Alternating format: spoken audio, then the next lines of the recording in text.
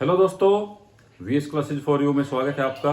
हम आज आपके लिए फिर से आपकी डेली करंट अफेयर्स की क्लास लेके आ गए हैं। तो चलिए स्टार्ट करते हैं।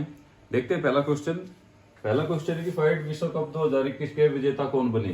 तो ये बने हैं पोलैंड के यान डूडा। पोलैंड के यान डूडा ने विश्व कप शतरंज के फाइनल मुकाबले में रूस के शेरगी कार्याकिन को पराजित करते हुए फाइड विश्व कप का 2021 का खिताब उन्होंने जीत लिया है। तो ये कौन बने हैं? ये बने हैं पोलैंड के यान डूडा। पोलैंड के यान डूडा। पोलैंड के यान डूडा विश्व कप 2021 फाइड विश्व कप 2021 के विजेता बने हैं। ये फाइड है, ये विश्व में जितने भी शतरंज के खेल होते हैं उनको फाइड रेगुलेट करता है। फाइड का जो मतलब है वो है इंटरनेशनल चेस फेडरेशन। फाइड क्या है?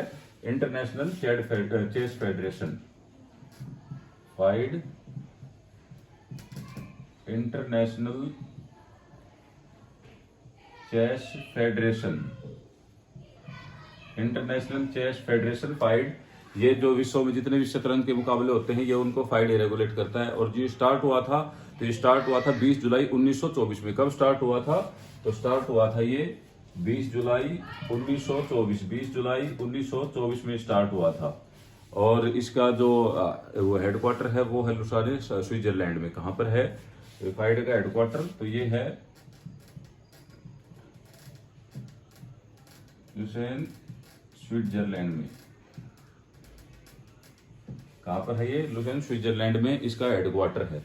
चलिए नेक्स्ट है कि भारत की पहली हाइड्रोजन फ्यूल सेल आधारित ट्रेन कहां चलाई जाएगी। तो ये मैंने शाम को जो हरियाणा का जीके की जो क्लास चलाता हूँ लाइव, उसमें भी पूछा था। तो हरियाणा जो भारत की जो पहली हाइड्रोजन फ्यूल ट्रेन चलाई जाएगी वो चलाई जाएगी हरियाणा में। हरियाणा के सोनीपत से जींद वाले रूट पर ये चलाई जाएगी। कहां पर? सोनीपत जींद सेक्शन पर ये चलाई जाएगी हरियाणा की। तो कहां चलाई जाएगी ये है हरियाणा में, सोनीपत जींद सेक्शन में। हरियाणा के सोनीपत जींद सेक्शन पे चलाई जाएगी। 89 किलोमीटर जो है लंबाई जो रूट होगा उस पर ये ट्रेन की जो प्रक्रिया, जो टेंडर की जो प्रक्रिया है वो स्टार्ट हो गई है। कितने किलोमीटर लंबा ये रूट है? तो ये है 89 किलोमीटर लंबा, 89 किलोमीटर की लंबा रूट है ये। और उसकी जो टेंडर की जो प्रक्रिया है वो उत्तरी रेलवे ने उसको स्टार्ट कर दिया है। और ये जो ट्रेन है इसमें जो कार्बन डाइऑक्साइड का जो उत्सर्जन है वो बिल्कुल ही शून्य के बराबर है। तो कौन सी ट्रेन चलाई जाएगी भारत की? तो भारत की पहली हाइड्रोजन फ्यूल सेल आधारित ट्रेन चलाई जाएगी। कहां पर? हरियाणा की सोनीपत जींद सेक्शन में। चलिए नेक्स्ट है, किस देश के खिलाड़ी ने अपने डेब्यू मैच में हैट्रिक बनाई। तो ये बनाई है ऑस्ट्रेलिया के खिलाड़ी ने। बांग्लादेश और ऑस्ट्रेलिया के बीच खेले गए तीसरे T20 मुकाबले में ऑस्ट्रेलिया के 26 साल के खिलाड़ी नाथन एलिस ने अपने डेब्यू टेस्ट में ही हैट्रिक ले ली। किसने? नाथन एलिस ने। ऑस्ट्रेलिया के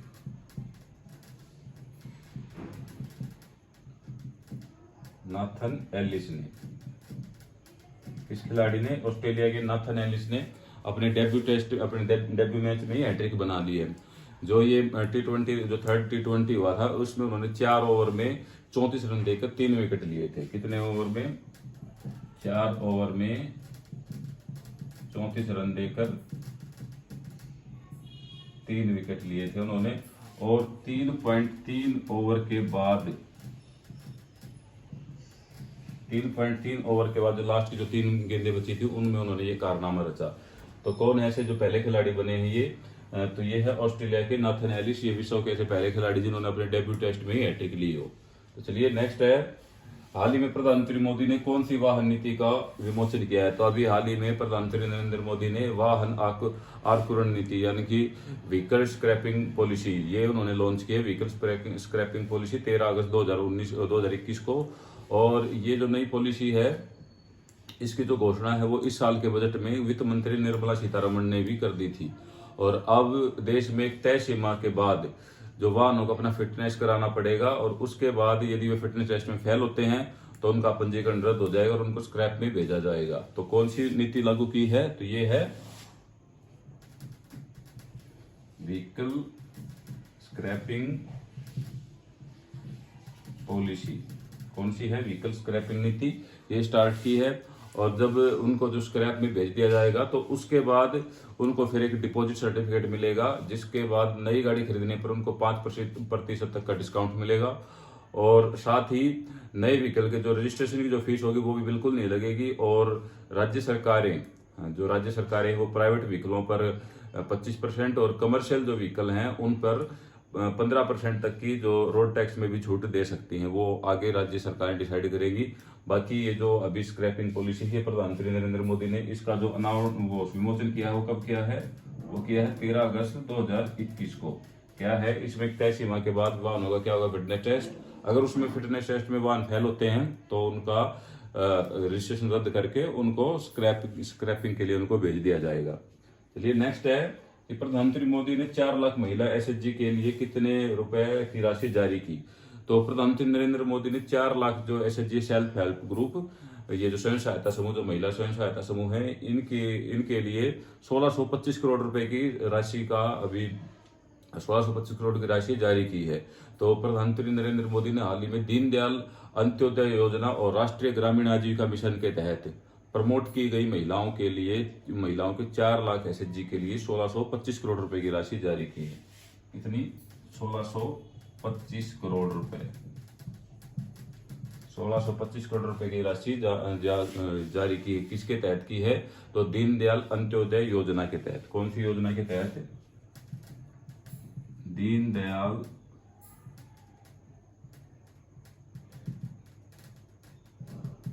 अंत्योदय योजना।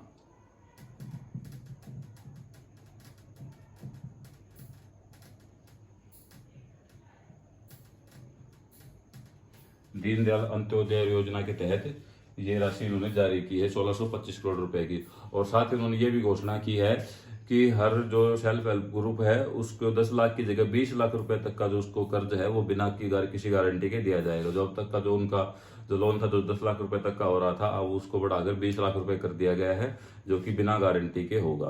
तो कितने रुपए की राशि जारी की है एसएचजी के लिए? तो ये है 1625 करोड़ रुपए। चलिए एक बार देख लेते हैं फाइड विश्व कप 2021 के विजेता कौन बने? तो ये बने हैं पोलैंड के यान डूडा। भारत की पहली हाइड्रोजन फ्यूल सेल आधारित ट्रेन कहाँ चलाई जाएगी? तो ये हरियाणा में सोनीपत जींद सेक्शन में।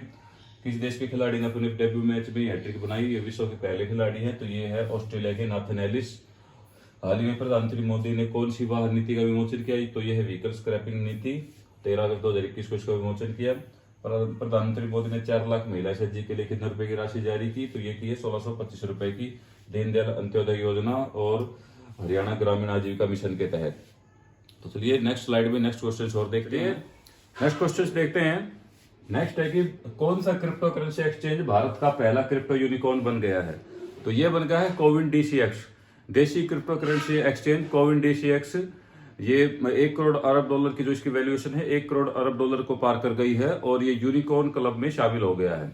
और 9 करोड़ जो कि 668 करोड़ रुपए बनते हैं उसकी सीरीज सी फंडिंग राउंड के साथ कोइन डीसीएक्स यूनिकॉर्न क्लब में प्रवेश करने वाला पहला भारतीय क्रिप्टो करेंसी एक्सचेंज बन गया है। तो कौन सा है ये है कोइन डीसीएक्स। कोइन डीसीएक्स ये भारत का पहला क्रिप्टो यूनिकॉर्न बन गया जो क्रिप्टो करेंसी एक्सचेंज है। इसकी जो वैल्यूएशन है वो कितनी हो गई है? इसकी जो वैल्यूएशन है वो हो गई है 1 करोड़ डॉलर। 1 करोड़ डॉलर को पार कर गई है। जो इसकी वैल्यूएशन है वो 1 अरब डॉलर को इसकी वैल्यूएशन पार कर गई है। कितने को? 1 अरब डॉलर को। 1 अरब डॉलर को इसकी वैल्यूएशन पार कर गई है और ये यूनिकॉर्न क्लब में शामिल होने वाला पहला भारतीय जो क्रिप्टो करेंसी एक्सचेंज बन गया है। ये नेक्स्ट है कि किस तेल कंपनी ने फ्यूल कार्ड के नाम से डीजल की होम डिलीवरी शुरू की है? तो ये की है भारत पेट्रोलियम कॉर्पोरेशन लिमिटेड ने डीजल की बढ़ती मांग को पूरा करने के लिए डीजल की होम डिलीवरी शुरू की है। 14 अगस्त 2021 को बीपीसीएल ने अपने जो ऑफिशियल ट्विटर अकाउंट से ये घोषणा की है कि पश्चिम बंगाल, बिहार, झारखंड, उड़ीसा और उत्तर पूर्वी राज्यों में उसने ये सुविधा अभी स्टार्ट कर दी है। तो कौन सी कंपनी ने की है ये? तो ये है भारत पेट्रोलियम ने। भारत पेट्रोलियम ने ये स्टार्ट कर दी है। यह भी जो भारत के जो पूर्वी और उत्तर पूर्वी राज्य है वहां पे स्टार्ट की है, जैसे बिहार, पश्चिम बंगाल, बिहार, झारखंड, ओडिशा और उत्तर पूर्वी राज्य। कौन से राज्य हैं ये? तो ये है पश्चिम बंगाल, बिहार, झारखंड,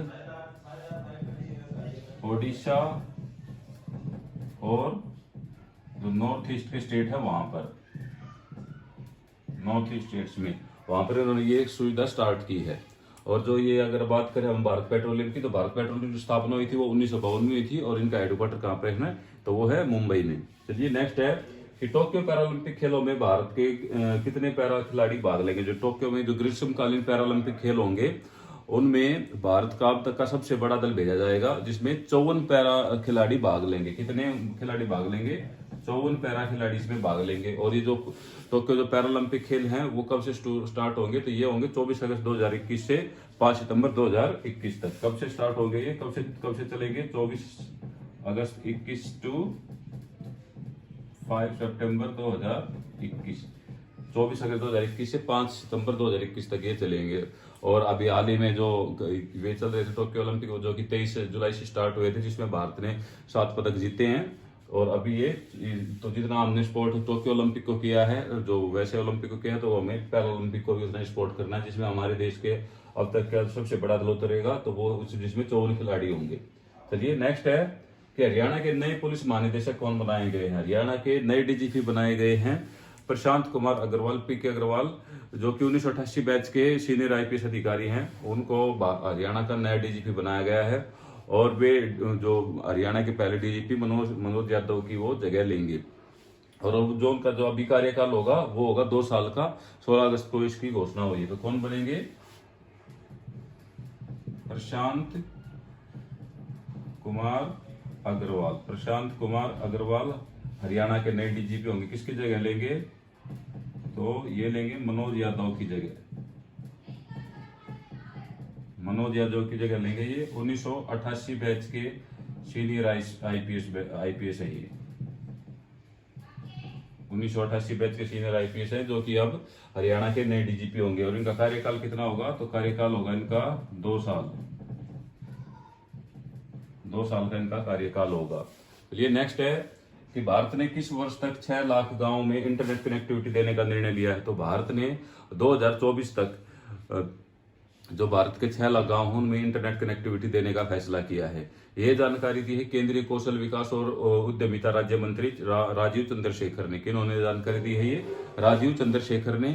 और उन्होंने भारत नेट के एक कार्यक्रम के तहत भारत में वर्ष 2024 तक 6 लाख गांवों को इंटरनेट कनेक्टिविटी दिए जाने की घोषणा की है। और अभी हाल ही में जो वर्तमान में जो करीब 2.8 लाख गांवों में इंटरनेट की जो कनेक्टिविटी है वो दी जा चुकी है। कितने गांवों में? 2.8 लाख गांवों में तक दी जा चुकी है। और 2024 तक कितने गांवों में देने का निर्णय लिया है? तो वो है 6 लाख। तो कब तक दिया जाएगा? 2024 तक। 2024 तक 6 लाख गांवों में दी जाएगी। और अभी कितने हैं? अभी 2.8 लाख गांव में दी जा चुकी है।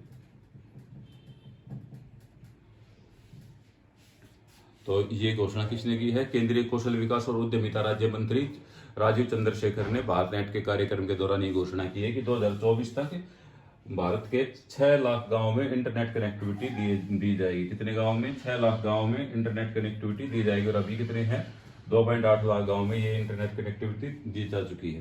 तो चलिए एक बार फिर से देख लेते हैं कि कौन सा क्रिप्टो करेंसी एक्सचेंज भारत का पहला क्रिप्टो यूनिकॉर्न बन गया है। तो ये है CoinDesk, देशी क्रिप्टो करेंसी एक्सचेंज है भारत का।